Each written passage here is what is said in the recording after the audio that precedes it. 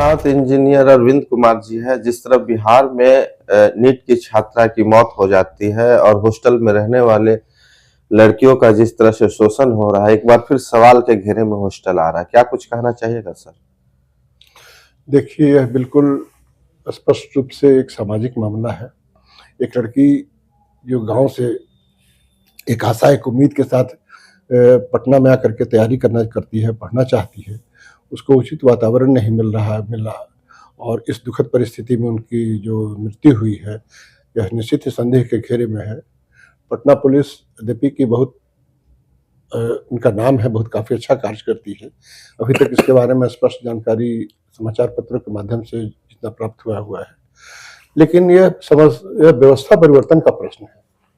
एक बहन की हत्या हुई है, उनकी मृत्यु हो गई है, लेकिन सरकार को सचेत होकर के इस पर कुछ कड़े दिशा निर्देश, कड़े कानून बनाने होंगे। दिल्ली में मैंने देखा है, दिल्ली में हजारों की संख्या में पीजी हॉस्टल्स हैं, paying guest hostels, girls hostels, लेकिन वहाँ की व्यवस्था काफ़ी अच्छी है। हर जगह सीसीटीवी कैमरे लगे हुए हैं, जिनका ऑनलाइन आप चाहते, अगर आपकी कोई वार्ड्स रहते हैं, कोई बच्चे रहते हैं तो उनको देख सकते हैं। उन पर पूरा व्यक्तिगत ध्यान दिया जाता है, स्थानीय थाना से उनका संपर्क रहता है हमेशा, और एक अच्छे माहौल में वहाँ होता है। इसी तरह का वातावरण बिहार में लाना होगा, क्योंकि एक माँ बाप अपने बेटी को इस उम्मीद से भेजा है पढ़ने के लिए कि कुछ करेगी, कुछ बनेगी, और यहाँ उसके साथ यदि गलत होता है तो बहुत ही दुखद बात है। इस संबंध में पूर्णिया के सांसद जी का प्रयास अच्छा लग रहा है।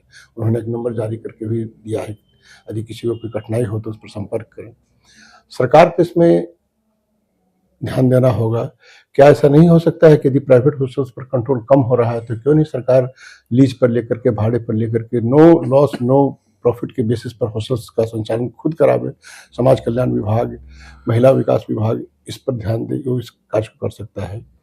मैंने अपने संगठन अखिल भारतीय दुसाध उत्थान परिषद के माध्यम से बिहार में सभी अपने जिला स्तर के संगठनों को सूचित किया है कि अपने ज़िले के, अपने आसपास रहने वाले सभी लड़कियों के जो पटना में आकर पढ़ाई करते हैं, हॉस्टल्स में रहते हैं, उनकी सूची तैयार करें और आवश्यकता पड़ने पर उनकी मदद करने के लिए तत्पर रहें। और कोई अगर दिक्कत होता है तो आर्थिक रूप से मनोबल दे करके, मानसिक रूप से उनको उत्साहित करें। इस तरह घटना दोबारा नहीं होनी चाहिए। सरकार को भी काफ़ी बड़े स्तर पर इस पर काम करना हो, कोई छोटा काम ये नहीं है। हॉस्टल्स में को कंट्रोल में लाना, अपने स्तर पर हॉस्टल मैनेज करना, लड़कियों की सुरक्षा सुनिश्चित करना, ये तो हमारा प्रथम दायित्व होना चाहिए ना। हमारा समाज बनता ही है महिलाओं से, बनता ही है हमारे लड़कियों से, और उनकी सुरक्षा के प्रति हम यदि जवाबदेह नहीं रहेंगे, जिम्मेदार नहीं रहेंगे, तो कैसे चलेगा समाज।